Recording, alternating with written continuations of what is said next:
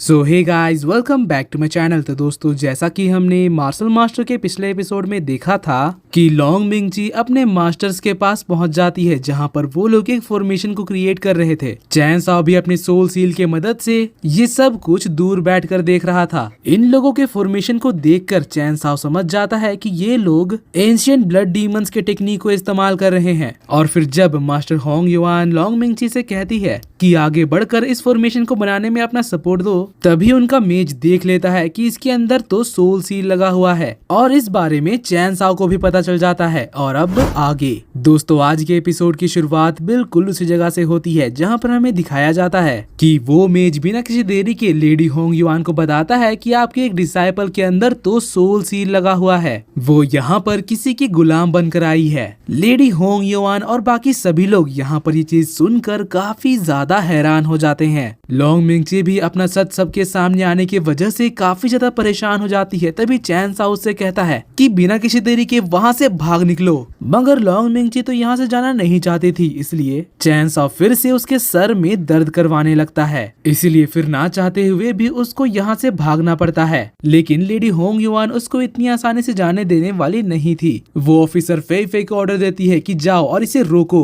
Master Fei Fei उसको रोकने के लिए कई सारे अटैक्स करती है, मगर तभी लॉन्ग मिंगजी भी अपने हथियार निकाल कर उससे फाइट करने लगती है। मगर मास्टर फेई फेई उससे कहीं ज्यादा पावरफुल थी। वो कहती है कि तुम्हारी इतनी हिम्मत कि तुम मेरे खिलाफ जाओ, और इतना कहते ही उसको एक जोरदार किक मारती है, जिससे वो नीचे जमीन में धड़ाम से गिरती है। फिर पिया मियाओ पैलेस के बाकी डिसाइबल्स आकर उसको पकड़ लेते हैं और मास्टर होंग युआन के सामने लेकर जाते हैं। मास्टर होंग युआन को अपने सामने देखकर लॉन्ग मिंगजी डर के मारे थर थर कांपने लगती है। फिर लेडी होंग युआन अपना वही क्रिस्टल बॉल निकालकर लॉन्ग मिंगजी के अंदर से सोल सील की डिटेल्स निकालने लगती है, जिससे रिवील होता है कि इसके अंदर तो एक एंशिएंट सोल सप्रेसिंग सील लगा हुआ है। इसीलिए फिर वो इस सील को डिस्ट्रॉय करने का सोचती हैं। वहीं दूसरी तरफ चैन साओ भी ये सब कुछ देख रहा था और लेडी होंग युआन के डिवाइन ट्रेजर को देखकर वो समझ जाता है कि इसकी मदद से उसका सोल सप्रेसिंग सील को हटाया जा सकता है। मगर तभी पीछे से वो मेज लेडी होंग युआन से कहता है कि मास्टर, हमें इतनी जल्दी इसके अंदर के सोल सप्रेसिंग सील को डिस्ट्रॉय नहीं करना चाहिए। पहले मुझे देखने दीजिए कि आखिर इसके पीछे कौन है, किसकी इतनी हिम्मत हो गई जो कि प्याओ मियाओ पैलेस के डिसाइपल को इंस्लेव कर रहा है। मगर जैसे ही वो उसके सोल कोर के अंदर जाता है, तब उसको आसपास कोई भी नजर नहीं आता। वहाँ सिर्फ लॉन्ग मिंगजी का सोल था जो कि पूरी तरह से कैप्चर किया हुआ था। इसलिए फिर वो मेज कहता है कि अगर तुम्हारे अंदर इतनी ही हिम्मत है तो हमारे सामने आओ, ऐसे पीछे से हमारे डिसाइपल के जरिए जासूसी क्या करवा रहे हो? हिम्मत है तो मुझसे फाइट करो। मगर उसके इतना कहने के बावजूद भी कोई सामने नहीं आ रहा था। इसलिए फिर वो यहाँ पर एक एनर्जी का ब्लास्ट करता है,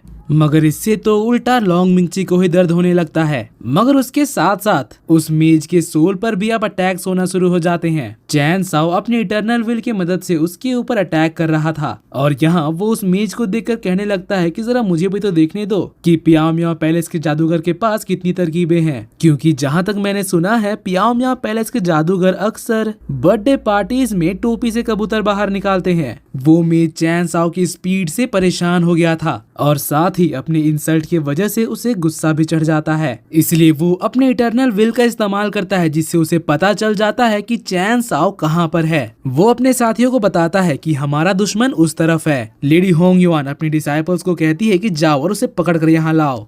तो चैन साओ को पकड़ने के लिए मास्टर फेई फेई और कुछ डिसाइपल्स निकलते हैं। चैन साओ को भी इस बारे में पता चल चुका था, इसलिए वो भी यहाँ से भागने लगता है। वहीं लॉन्ग मिंगजी तो ये सब देखकर परेशान हो रही थी कि अब उसका क्या होगा। उसके मन में तो यही चल रहा था कि कहीं चैन साओ सोल सील की मदद से उसे खत्म ना कर दे। वहीं अब वो मेज तो लॉन्ग मिंगजी के सोल सील की मदद से चैन साओ का पीछा करने लगता है और यहाँ वो भी अपनी इटर्नल विल का इस्तेमाल कर रहा था। चैन साओ और उस मेज के बीच में एक क्लैश भी होता है, मगर चैन साओ तो इस फाइट को कंटिन्यू करने के बजाय उसके ऊपर हंसकर यहाँ से आगे बढ़ जाता है। मेज भी हार नहीं मान रहा था, वो उसका पीछा करते ही जाता है। वहीं मास्टर फेई फेई का ग्रुप भी चैन साओ के लोकेशन की तरफ अब पहुँचने ही वाला था। वो मेज चैन साओ से फाइट करने की पूरी कोशिश कर रहा था, मगर चैन साओ उसे अवॉइड करके आगे ही बढ़ता जा रहा था। चैन साओ उससे पीछा छुड़वाने के लिए एक पावर स्लैश अटैक भी करता है, मगर इससे भी वो मेज हार नहीं मानता। वो चैन साओ से बार बार क्लोज कॉम्बैट करने आ रहा था। तभी चैन साओ को एक गुफा नजर आता है और साथ ही उसके दिमाग में एक आइडिया आता है। वो मेज के स्पिरिट को एक जोरदार किक मारता है और फिर लोंग मिंगची के सोल के अंदर एक क्रैक कर देता है, जिससे लोंग मिंगची को काफी ज्यादा दर्द होने लगता है और साथ ही उस मेज का मार्शल स्पिरिट भी अब चैन साओ के सामने कुछ नहीं कर पाता। चैन साओ उसे पीट कर डिस्ट्रॉय कर देता है, जिससे उस मेज को भी काफी ज्यादा डैमेज होता है। जिसके बाद चैन साओ यहाँ से आगे बढ़ जाता है, मगर इसके कुछ ही देर बाद वहाँ मास्टर फेई फेई की टीम पहुँचती है। वो लोग आस पास देखते हैं तो मास्टर फेई फेई को यहाँ जमीन में कुछ ऑरा के पार्टिकल्स नजर आते हैं, जिसकी मदद से वो चैन साओ के लोकेशन को ट्रैक करने के लिए एक कंपास को निकालती है और उनका ये तरीका काम कर भी जाता है। वो कहती है कि हमारा दुश्मन अब ज्यादा दूर नहीं है और फिर अपने डिसाइपल्स के साथ कंपास के डायरेक्शन की तरफ बढ़ने लगती है। वहीं दूसरी तरफ लेडी होंग युआन और वो मेज लोंग मिंगची के अंदर से वो सील निकाल रहे थे। लेडी होंग युआन इसको बड़े ही आसानी से कर लेती है और फिर जब लोंग मिंगची को दोबारा से होश आता है तब उसे कुछ भी याद नहीं था। वो कहती है कि आखिर मैं यहाँ कैसे आई। और दोस्तों इसी के साथ आज का ये एपिसोड यहीं पर खत्म होता है। अगर आपको मेरी एक्सप्लेनेशन और ये एपिसोड पसंद आए तो प्लीज वीडियो को लाइक कर देना